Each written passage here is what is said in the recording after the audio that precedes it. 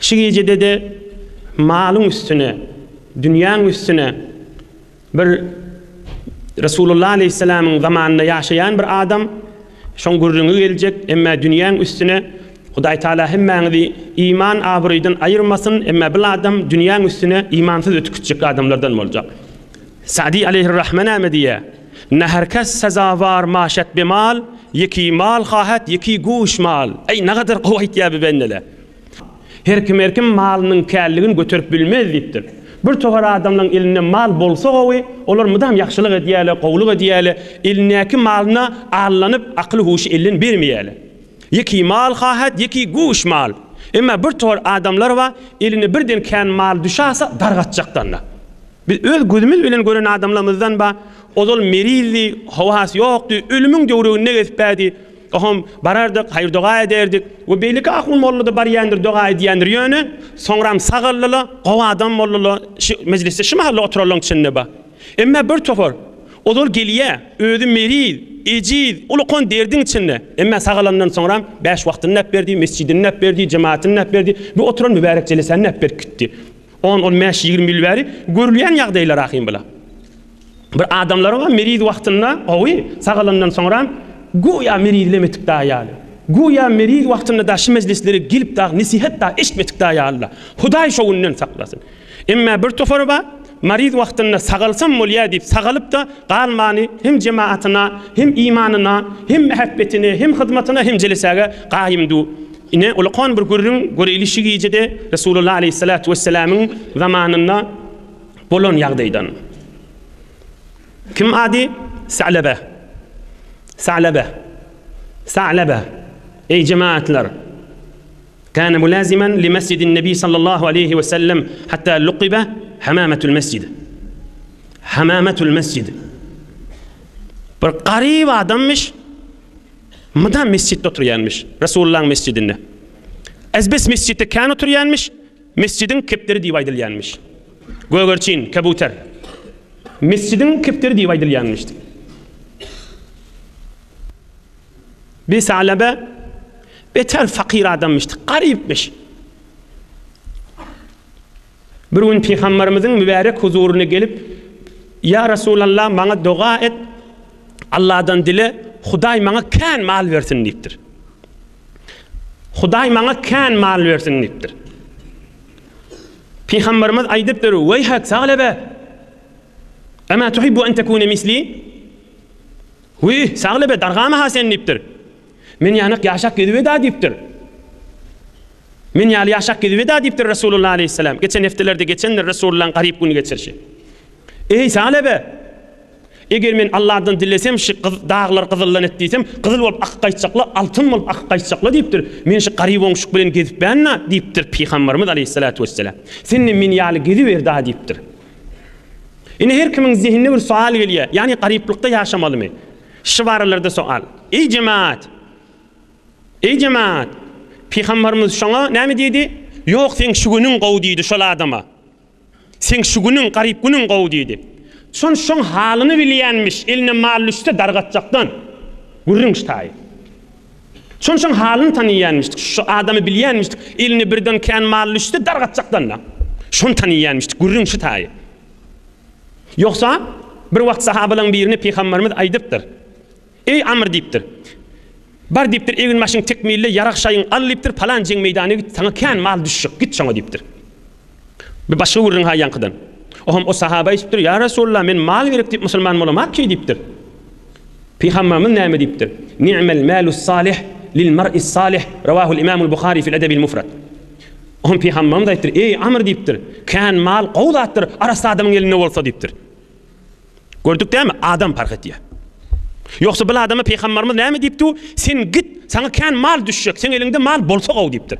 Şonu bilýär, bu adamyň eline mal bolsa dargatjak gaden. Yani kan mal eline düşse, özüni yitirjek gaden.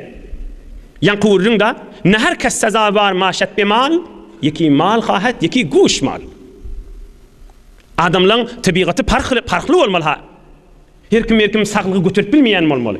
Her kim eline mal kan bolany götürüp bilmeýän bolmaly. Häzirçik bilen almaly dersimiz, ey cemaat, qadim Türkmeniň bir ýagdaýy bardyr. Sada Türkmeniň näme-de?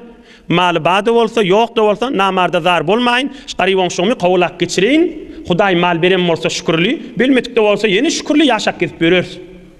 Asyl zindigiň ýolulaş. Ine yan kadam näme boldy?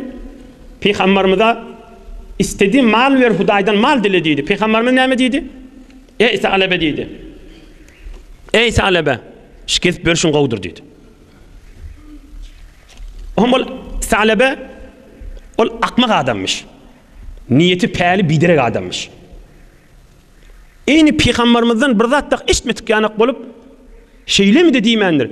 Ya Resulallah, udullah Taala ay yerzukani malen. Sen Hudaýdan dile maňa kan mal bersin diýipdir. Bir ha diýmeli, bir hi diýmeli, bir onu diýmeli, bu gunumaylasam bol ya onu diýmeli. Yo ýene dik öňkü kefin öwürläp näme diýipdir? Hudaýdan dile maňa kan mal bersin diýipdir.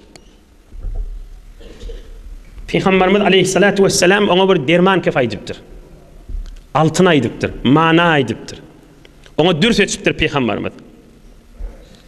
Ona musulmanlygyň bir bilmeli zadyny aýdypdyr. Ey Salebe, malyň az diýipdir, men seni tanıyan ahym diýipdir. Malyň az da bolsa, şoň şükürni berjaýy diýip gezip bereniň gowdur diýipdir. Kän malyň bolsa, şükürni berjaýy etip başarmasaň diýipdir. Şimal Camii beşeriyette insanın yadından çıkaran da şey. Müteessifane Müslüman şeyle kafira odul kafir. Näme yani näme? Yani şey. Adamlar bereket diýen zady yadından çıkartdyr.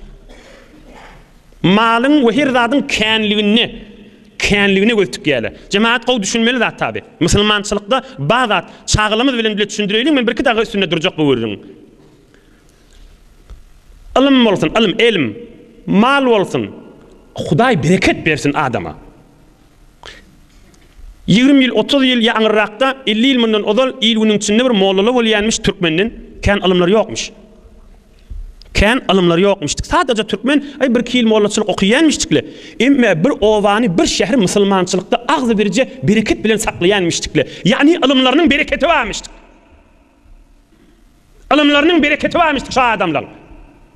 Kän hadislere, Kur'anlara yetikdenmişdik. Şu zamanı bir tovar molla ya bir zat kän yetik adamlar. Alımlarynyň bereketi ýok. Agdalardan başga musulmanlar bölmeden başga işleri ýok aslan. Bir adamy oturup häzir mektep okudan zatlary ýok. Bir adamy oturup häzir bir subhanaka öwreden zatlary ýok. Bereket bolmak gerek. Adamyň ilmi bolsun, bereketi bolsun. Eýni şujulyk adamyň maly bolsun, bereketi bolsun. 20-30 ýyl mundan bir mollala bolýarmış, ya ahunla bolýarmış. Alımlar azha, şaýat alımlar hewer etek bolsun. Emme bir owany ya bir şähri ya bir ul milleti din, musulmançylyk, mertlikde saklaýanmışdyklar. Bilýän zatlarynyň ilmi barmyşdyk. Bereketi barmyşdyk. Eýni şujulyk malla şeýle, pulla şeýle, gyzyl kümüşde şeýle, ýer ýurtda şeýle. Az bolsun, bereketi bolsun. Bereket atsan bolýa, şükür etmeli. Allah'a teşekkür etmeli. Özün gülünüp iýmeli, içmeli, oglaň şoňa harj etmeli we beýliki garyp gasara da janyň menen, pikiriň menen tamam şondan habardar bolup durmaly. Şoňa şükür etmek diýip aýdýarlar. Din çürim kulak asaýlyň bu gürjüňleri. Taryhda dagyk sebit bolan gürjüň. Ey jemaat, şol adamyň üstüne işte ayet Kur'an injeka. Ini gürjüň näme boldy? Salebe diýen adam Peygamberimiziň ýanyna baryp, ya Resulullah, Allah'dan dile Hudaý maňa kän mal versin diýipdir. Peygamberimiz de ey Salebe bolar şu günüň diýipdir. O da işitmeşik bolup gaýta aýdypdyr. Ya Resulullah, sen Hudaýdan kän mal dile, men ýerine ýetirerim diýipdir. Peygamberimiz ýene aýdypdyr, Salebe diýipdir. Az bolsa bolsun diýipdir. Şükürnetde gez bereketlije bolsun, kän bolup şükürnetip bilmejek bolsaň bolmaz ha diýipdir. Faqala Salebe, ya Resulullah, udullah. Biýan akmak Salebe işitmeşik bolup üçüncüge de känni. Ya Resulullah, doğa Hudaý maňa kän mal bersin diýipdir ýene de. Bir ha diýmeli, bir şeýle mi diýmeli, taňa mana aýdyp duwahym. Üçüncü gaýtar, eýni öňkü kefini aýdypdyr. Näme diýipdir? Ya Resulullah, Allah'dan dile maňa Hudaý kän mal bersin diýipdir. Hak Resulullah doğa aýdypdyr. Allahumma rzuqhu malan. Hudaý ýaşa Salebe kän mal ber diýipdir. Salebe dawar tutunypdyr, goýun geçi satıptır, bu kadar peyda eline gelipdir, alıptır, odul aptırla, köfeliptir, kırım köfelşi yanak, kurç köfelşi yanak köfelip baryan mı? İnni yuvaş bana din afeti Salebe düşecek ha. Şükürnet başaracak gadavi. Medine'de giyin hayatla mın mallarına cay olman derro Medine'den çıkıptır daşarık. إن رسول الله دان دشل بريا هبل آدم حتى ضاقت به المدينة المنورة فتنهى بها دوري قوين يتسكو فيلب مدينة جين حياتنا سغماني مدينة منورة قبل جغن الشهر ديك ترون يرد ورد واتش بولا جاك يرد جين حيات تتم تشفير تتم يور تتمتر مالlarını doğrularını şo tagalp bartır. Erti namazdan galıptır, akşam namazdan galıp, yatsı namazdan galıp başlaptır. Fat öyle bilen ikine gelmiştik mescide. Yavaş dargaman barnaması abi. Yavaş dargaman barnaması. Öyle gelmiş, ikine gelmiş. Ohum şu malgara 1, 2, 5, 10 çofan tutada olacak da onu yürü etmeyen mamallaş. Öyle başında meritçilikten. Maliyeni köfülüp barayan mamalı. Kudulap, köpölüp, bereket, uyrançılık. Satya aliya, bir tuvar pul eline geliyor, mal aliya, o da kuduluya, köfölüya mamalı. Öyle veren ikinniden ne galıptır. Fakat her hafta bir gedek cuma namazda gelip gelmişti. Yeni bir kay geçiptir, cuma namazdan ne galıptır, sonra pak cenaza bir dağda gelmiş, sonra ondan ne galıptır da. Bu kulli Medine'den giyip çıkmayamıştık da. Resulullah'ın da haline acırıyıp asıl soramayanmıştı. Ama bir kervan şotadan bir adamla bir dağda geçip bariyaka, Medine'den ne haber deyip yani öğlerinden çıktığı sonra yamıştı. Malın öperesi gelmeyeni, yanından gözün savası gelmeyeni. Dargaman bir naması abi. Kuday saklasın. Allah hiç kaysınız iman abreyden ayırmasın inşallah. Kuleydin min iyidine. Ohum Peygamberimiz aleyhissalatu vesselam Sa'lebeden haber yok abi uller deyiptir. Sa'lebe görünmeye ohum sahabalar düşündürüp aydıptırlar. Ya Resulullah bila şeyle kaldı deyiptirler. Vazifelerden aytmak için Resulullah soraptı. Peygamberimiz ne mi diyem olsa o? Fekale sallallahu aleyhi ve sellem Veyh Sa'lebe Veyh Sa'lebe Veyh Sa'lebe hep Sa'lebe dargacağı deyiptir. Hep Sa'lebe dargacağı deyiptir. Hep Sa'lebe dargacağı deyiptir. ثم بعث النبي صلى الله عليه وسلم رجلين يأخذان الصدقة. وهم في خمرمد عليه الصلاة والسلام İki adam her gayet başka tayfadan zekat yığınamana bir Sa'lebe'nin üstüne bararsanız bir de Beni Selim diyen tayfa var Medine-i Münevvere'nin anır yanına Sa'lebe'nin üstünden geçip gitmeli. Şu Beni Selim tayfasında da bir adamın malı var. Şu ikisinden zekat Allah'ın aydın deyiptir. Peygamberimiz aleyhissalatu vesselam. Aham bir da yazdırıptır mektup. Hemen kağıda yazmayalı. Palan tüyüslü alırsanız hemen in qovsundan almalı, in pesinden almalı, aramağından almalı, neçesinden almalı. Yazıp bettir bunlara. Aham bir iki nefer emin hak Resulullah'ın iyi verin adamları Sa'lebe'nin üstüne haşin barıptırlar. Sa'lebe'den dilaptırlar, aydıptırlar Sa'lebe'ye hak Resulullah bizi iyi verdi deyip. Sa'lebe'nin vazifesi ne mi? Biliptu şu iki adam Resulullah'ın tarafından geliyerliğini. Ey cemaat vazifesi ne mi? Bilmeke işten vaktinde sayılak koymalılar malını. Hani deyiptir kağıdınızda bam yanınızda deyiptir. Görün hadir çın mı sizin ödünüzün ki deyiptir. Aham koyakıptırlar ine Resulullah şunu yadırıp iyi verdi deyiptirler. İntalika hatta teferraga sümme murrabi. Ha menden başka da alacağınız var mı deyiptir hava Beni Selim tayfasında da birinden almalı. Hadir gidin görün deyiptir geliyen çağınız görün fikirlen şey necire oluyor deyiptir. Şeytanın ulukan bir bernamasır odalken bu ürün geçendir. Sen işini ertiye koydun qalacaqdır şu. Erti namazımın qadasını alıp başlayın deyse var. Şol adamdan 5 yıl geçer, hadir de qadasını başlamar. Men öyüme varsam 100 000 tümen bereyim deyse, öye varyança 1000 tümene gelir. İyide koydu, ol şeytan keyfetti de. Men erti Kur'an'ı başlayacak deydi, qallı tamam oldu. Men yine tahtilat gelsin, aradaya gelsin, Recep ayda aşmahal, men aradaya gelse tövbe edecek. Tamam oldu, qallı ol adamın. Aradaya geçtiye, 10 arada geçti başarmaya şol adam. Men bir dogalı va qadir yiyecek diye da 10 qadir geçer okuyup bilmer. Hiç vaqt başarmadı. Men başarar neyse yalan ay diye. Men şonu başardım deyse yalan ay diye şu. Her kimde şemadet çelim men özüme va'de verdim. Araday bir dat eder neydim deyse Allah'a da şu yalan adam. Hiç inanmay diyen kesine. Din tekribe diye şu adamı. Koydun qallı da. Ama şuma haletti uttu da. Men bir öye varsa moliya deydi de qaliya da. Bineme deydi, hadir deyiptir, o tayfadan da alıp geliptir, geliye kan verer deyiptir. Onlar gidenliptirle o tayfa, Beni Selim tayfasına, o adam da eşitiptir Resulullah iki adam iyi verdi deyip. O adam da, o adamın gurrunu da kovuyor, ödü de kovuyor, gurrunları da nurlu oluyor da, bereketli oluyor, adamın ruhu açılıyor, o adamın gurrunundan. Şimdi alsa Ali ben gurrunun hemen narahat da, yüruğun ısılıyor aydan da işten dedi. Ama o adammış diyelerinin mallarının haysi qowtu olsa saylap koyuptur. Oğlum bir anırkı Beni Selim tayfasındaki. Oğlum bir iki adam vardır yok deyiptir. Resulullah bir de tafsirdi qowsunu alman, aramığını alın deydi. Bizleri qowsunu biz alıp bilmeyes deyiptirler. Oğlum o adam aydıptır, bilyen deyiptir. Etekarrab ilallahi azze ve celle bi hayri mali. Yok deyiptir, o ortamı kesab etsin deyiptir. Özü ortamıktan qawrak mı Allah? Bir artıkması neflim mi olur? Men Allah'ın razıyçılığını heves ediyen. Allah'a yakınlık bolsun deyiptir. Qawrağın Allah'a deyiptir. Men öz gelişim şeyle, bernamam şeyle deyiptir. Qawrağın çıkarayın näme işgali var deyiptir. Özüm razı yakın men deyiptir. Mahtun ulişan näme diye? Yürütüşçülerden çürümde aytıptırım näme mahtun ulişan. Akılın işine göngül söyünür. Akmağın işine pehmin kayınır. Muhannif giyin yerde akıl sayınar, dar yerde aklı huşu sındırır diye. Emin yerine yetirip aytışını.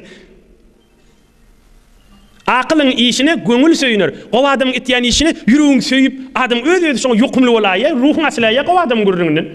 Akmağın işine pehmin kayınır. O yan saglabe yal akmaq adam ettiyen işine, näettir beri bir didir ya öz. Muhannif giyin yerde akıl sayınar, dar yerde aklı huşu sındırır. Bir gayrat adamlar vardır deyiptir. Giyin yerde akıllı sarap, yo demeglemernon diýenler deyiptir. Emma kıstaga tutuşan wagtynda aklı da yoktur, huşu da yoktur, gayratı da yoktur, amalı da yoktur. Gaçyp bilte bir paýdaly deyiptir. Bu adam malın qowsunu saylap koyuptur. Akit deyiptir. Resulullah jana ayt deyiptir, men tarapdan salam ayt, özüm qowsunu çıkarýan, razi diýip aýdagy deyiptir. Olar bolýar, bu jogap alayly deyipdirler. Yine öwrük gelişini ýerek barmaly bilen, peýgamberimde bar maqala, salabak barmaly, öwrülen gelin diýdi. فلما فرغ مر بثعلبة فقال أرياني كتابكما أورلك كلتر لمدينة منوران ديوبن ثعلبة با هم ثعلبة يدبتر هن رسول الله شو يضرب يبرن قرينو ديبتر ين غايته وذبتر ده بالبهانة تبشقتنا وهم تيس ترغمق آخر كيف نايتبتر ده ما هذا إلا جزية بجردات وكافرلردن alınyanlar diptir. Näme masgaraçylyk diptir. Akit qagydyň diptir. Jizye diýäniň bir kafirlerden alınyan zatdyr. Men musulman ki diptir. Näme malygyny, namalygyny näme bolýar diptir. Garyp basar öz oňar ýörer akit qagydyň diptir. Ma hada illa jizye. Türkmen näme diýär? Ey jemaat. Atawabylaňyz näme diýär? Biziň garry jemaatlaryňyz näme diýär? İdin tonmar, aýdan tonor diýär. Öýdi günah işi diýip utanana Resulullah'ın diýenini diýip oturan adamlar utandyrjak bolýar. Nägaç bir direk adamla himme zamanı bir bolýar. Bir tufar adamlar diýenler qadim zaman fark etýär diýip, aslan fark etýän zat ýok. Şu zamanyň saglaba adamlary bilen şu zamanyň saglabasy farky ýokda. Şu zamanda saglaba kanna, o zamanyň saglaba Resulullah'ın zamanyndaky saglaba bilen şu zamanyň saglabasy farky ýok. Şu zamanda şol Beni Selim taýfadan gowa adam bolmuşdyk. Şu zamanda gowa adamlar hemmes birda şeýran galmak. Qowluk bir direk kimmes bir renk bolýan ha. Men aýtyp beren kefini öýdi. Resulullah'ın diýenini diýip oturan adamlar utandyrjak bolýar halini. Hamana şu iki adam mı Peygamberimiz iýerdir, bar zekat alyň diýipdir. Şola gaçyp bilse bir paý bolmalar şoň elinden. Ma hadi illa jizye näme diýipdir. Bizatlar kafirlerden alynýanlar diýip şol utandyrjak bolýar da. Edin tonmaz, aýdan tonor diýerler. Öz günäde diýip utananak şu gowy işi diýip aýdyp duran adamlar utandyrjak bolýar da. Gadimden bidir adamdan bernamasdyr. Hem şol adamdan ýüzüniň suwy ýok, hem kellesiniň hakly ýokdur. Ol adamlara zat düşündirip de bolýan nädir? Düşündirjek bolup wagtynda güýmeme erzeşli kefin da zalim hawlaň ýanynda. Ak haklylar aýtýan görürüm. Ak imandyr, ak manadyr aýtýan görürüm. Haydurup görsem günäni uyanır bir toğra adamlar. Bakşlan hatta zınani, aragy, qumary, näme falan diýip şonda ümäge durýandyr. Gaýtam sen onu haram işten alqaljak bolýan, gaýtam seni utandyrjak bolýandyr. Oňa bäsleşik dogrumandyr. Ol Hudaý saklan, ol meslubul aql, ol meslubud din, ol meslubul ahl, ol Hudaý tarapdan afet on aqli, huşi, imani, dini sıfırlan adam diýendirler ol adamlara. Bäsleşmelerdir ola bilen. Hudaý tawfik bersin sana gaçmaň bernamasynda bar. Men aýtyp beren kefini sen nätdir päňe diýipdir, kafirlerden alynýan zatdyr diýipdir.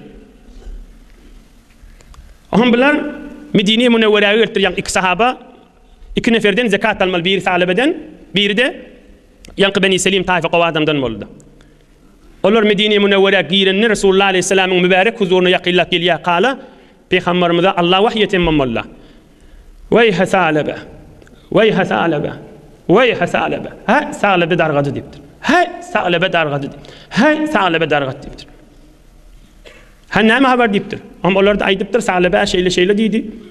Am ol adamda Beni Selim taýfasyndaky adam şeýtip berdi. Hay durup Allah'dan bereket diläpdir ýan gowa adama. Hudaý şol adamyň malyna, imanyna, dünýesine, ahiratyna bereket bersin diýip. Am Allah Taala aýat indiripdir. Ey jemaat, Qur'an inipdir.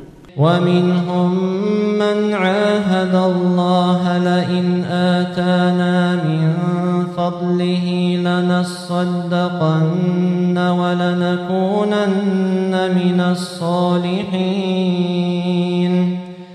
فلما آتاهم من فضله بخلوا به وتولوا وهم معرضون. الله يقول ومنهم من عاهد الله لئن آتانا من فضله لنصدقن ولنكونن من الصالحين. Bir adamlar vardır diptir. Hudaýyň azamatynyň beraberine wäde edip and içýändirler. Hudaý maňa mal berse, hem sadaka beren, hem garyp gasar gözlän, hem salih bolaryn dip, wallahi dip gasam içip nezir etýändirler dipdir.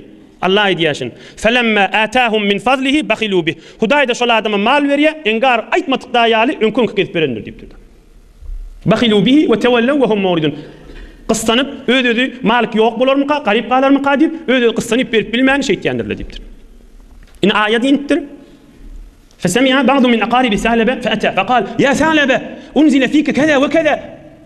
هم şu Resulullah'ın teorunu Sa'laba'nın qarındaşlarından bir sahabalar varmış. Muni ayetini de anne yortup Sa'laba'ya gaşyn martdırlar. Ey Sa'laba dipdir. Sen şunda ayetini betbaht boldun dipdirler. Dargadın dipdirler. Kıyamata çeli okulyp duran ayetini sen üstünde dipdir. Sa'laba malynyň bir toforyny bölüp sürüp Resulullah'a gaşyn qawa gaýdypdyr. فقدم على رسول الله بصدقته وقال يا رسول الله هذه صدقة مالي. يا رسول الله من yanlıştım dipdir. Şula men sadakalam dipdir sana berýän dipdir. فقال صلى الله عليه وسلم إن الله تعالى قد منعني أن أقبل منك. Ey Sa'laba, Allah maňa wahy etdi sen sadakaň alyp bilmeýän akdine dipdir. Ey Sa'laba, sadakaň akd men Rasulullah almaýan dipdir. Allah meni alma diýip aýtdy dipdir. Sa'laba sadakasyny getirse alma diýdi, akdine dipdir. Ey Sa'laba, sadakaň ödün kowasyny akdine dipdir. فجعل يبكي ويحث التراب على رأسه. Sa'laba oturup kellesini gumguýma durup ağlama durupdy. Way dargadym biýabry boldum dip. Akyd ýediňe dipdir. Sadakaň getirmemeň ýanma dipdir. Sa'laba maly bilen ýyzyna gitipdir. Hak Rasulullah aleyhissalatu vesselam bi wefany apberenden soňra Hazrat Abu Bakr Siddiq radiyallahu anh halife wagtynda Sa'laba sadakalaryny sürüp getiripdir. Ey halife Rasulullah dipdir. Men odal tanyýardyň bilýärmi mesjitde durardym. Mudam mesjitde oturup zikr ederdim dipdir. Men Sa'laba bilýändirsiň dipdir. Men sadakalam alsaň dipdir. Rasulullah almadyklaryny men sen sadakaň alaýmy dipdir. Akyd ýediňe dipdir. Näme ýüzülen men alaýyn dipdir. Bolmaz bolay diýanyň dipdir. Ýedine akdipdir. Hazrat Abu Bakr Siddiq dünýeden geçenden soňra Hazrat Umar al-Faruq radiyallahu anh emirul müminin bolýar. Hom Sa'laba mallaryny sürüp gelip ey emirul müminin dipdir Hazrat Umara. Men tanýan ki dipdir. Men dipdir sadakamy alsaň dipdir. Hazrat Umar aýtdypdyr Rasulullah aleyhisselam almady, Abu Bakr Siddiq almady, men alaýmy dipdir. Akyd ýediňe dipdir. Almaryk dipdir zadyň dipdir. Hazrat Umar dünýeden geçenden soňra Hazrat Osman halife bolýar. Sa'laba mallaryny sürüp getiripdir. Ey Osman dipdir. Ey Osman az-Zinnureyn radiyallahu anh. Ey Osman az-Zinnureyn radiyallahu anh. Sadakalam şular dipdir. Täwil alsaň dipdir. Rasulullah almady, Abu Bakr Siddiq almady, Umar al-Faruq almady, men alaýmy dipdir. Akyd sadakaň ýediňe dipdir. Hazrat Osmanyň zamanynda helak bolup ölüp gidipdir ýanky adam. Inhe Sa'labaň gurrüňi. Ey cemaat, bir kıskaca yine 5 dakika vaktimiz var. Men kıskaca ders aýdym ýokda şodur şu ders, hemmek dersin alamaly. Awala desla kurun ýa-ni 3 gödekde tekrar etdik. Peýgamberimiz näme diýdi? Ey Sa'laba, sana şigit berşin gowy diýdi. Meni halkdan şuly mulasamalar, özümizden şuly mulasamalar. Yine ýan kurun, ýeki mal hahat, ýeki guş mal. Dünya mezraatul ahira. Dünya ahiretin ekran jaýydyr. Allah mal verse şükrünü edip hewara habardar bolup Misirge menjik ýerine ýetirip ahiretin agaşyny gitjek bolmalydyr. Näinki bir tofor şadamanyň Sa'labasy bar. Bir kadar mallary bar, hiç kimiň habary ýok.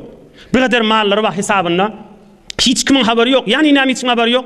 Ýani şol adam özi Allahsy bilýär, başga hiç kim hesabynda näme adam bilenek, hiç şondan garyp, gasar, din, diýanat, hiç adama haýr ýetirmelerden. Näme dip? Haýr ýetirse malynyň badygyny bilinermi kadip?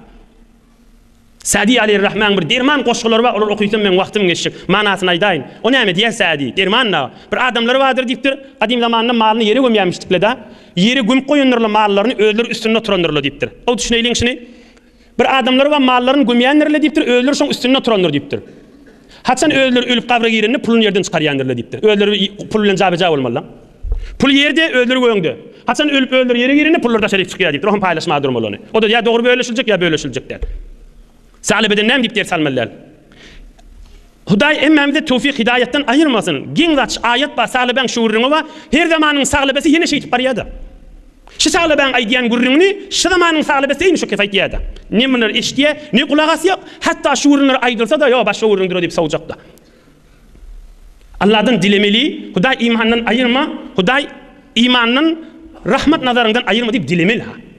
İkilenci derse mal köfülmek, yan kuvurun, ilm köfülmek şert değerler ha. Bereketli olmak şerttir. Hala kän bolsun, hala az bolsun. Emmeşi insanlığın yadından çıkıp var ya, Müslüman näme diýip yadından çıkarmalı. Näme diýip bir ovalarda hey deň urýaly, näme deň urýaly, üçür zekat ýygnajak biz ýol bejerjek diýip. Hi üçür zekat bilen ýol bejerip bolýarmy? Hi şeriatda baza atmyş. Meger üçür zekat garybyň haky dälmi? Yetimiň haky dälmi? Günaylanmandyran adamyň haky dälmi? Allah Teala Kur'an-ı Kerim'de innemes sadaqatu lil fuqara'i vel mesakin vel amilin aleyha vel muallafati kulubuhum ve fi'r riqabi vel garimin ve fi sabilillah ve binis sabil faridatan min Allah. Hudaýa ozatlar etmeliler, garip, gasar, miskin, bir özüniň bermeli adamlaryna bermeli baýdy. O ona bermeli, amana, o da ona bermeli, garipden aýlap ýola harjetmeli. Näme diýip el hayr etmeliler ýollan çyryp. Näme diýip el hayr diýen zat ýatdan çykyp gitmeli, näme diýip günne-gün azalmaly. Näme diýip el hayr etýän adam hamany türkmeniň içinde 20 nefermişdik. Başga hiç kim el hayr etmelilerden. Näme diýip sadaka-ýa jariýa hamany öz türkmen iliniň içinde belli bir 30 nefer 20 nefer hamany pully maldar adamlar barda. Maňa meňdeş adamyň ýanynda gelin, gyz, erkek, garyp bir zat gelýär da, o sen mudam şu bir neferiň üstüni bermeli la. Näme başga kişiň ne gafsyndan bar bolýar, ne diýen urup bolýar, ne aýdyp bolýar, ne diýip bolýar. Ýanky pakirde öz daim ha diýär. Hiç bar bilen akda ne gafsyndan ne telefonundan da. Biavret koy verjegin bilýär-de. Musulman şeýle bolmaly. Allah iman ba adam şey dermay. O min aýdýanna, o şu gelýän pakir adam da ahunjan sen birine aýtsaň diýär-de, o mudam şu bir nefer aýtmaly, 1000 neferdi. O daýyňdan ýegenden, "Uy men palanyň ýegenna, men palanyň çykany da, men palanyň daýysda, men palanyň daýdasy da geljekse, o aýtda şoňa diýen. Olaýyndan mark boljak däldi. Asy jüret eden akda şolaň ýanyna agdamaga. Näme diýip musulman beýle bolmaly? Doğrudur, ulu milletten çürüyüm, kafin açık koyup bolmaz. Onu durup boljaklar. Öz yegençik, öz daýyçyk, öz çıkan, öz daýda, öz gelleji, öz garyndaşynyň arasynda näme diýip şeýle bolmaly ham? Ýa kuvurryň da her kim mal köfültmäň bernamasyna bereketli bolsun diýip ýatdan çykyp barýar.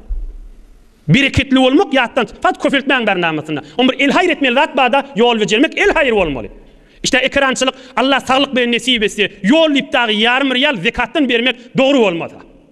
Garibiň hakydyr, yetimiň hakydyr, ejidin hakydyr. Hudaý aýtdy Kur'an-ı Kerim'de.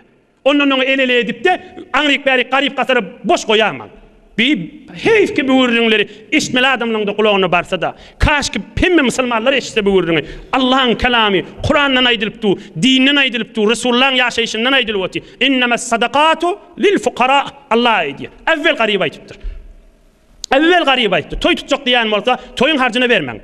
Toyun harcını bicaken harcet diyelim. Bir ahun oğlu doğru değilse diğer toyun harcından şimdi zekat vermen. Bicaken harcet diyelim. Mehrine bergili olup duramasa mehrine verin. Yani toy harçtan çürüyüm zekat üşür vermek.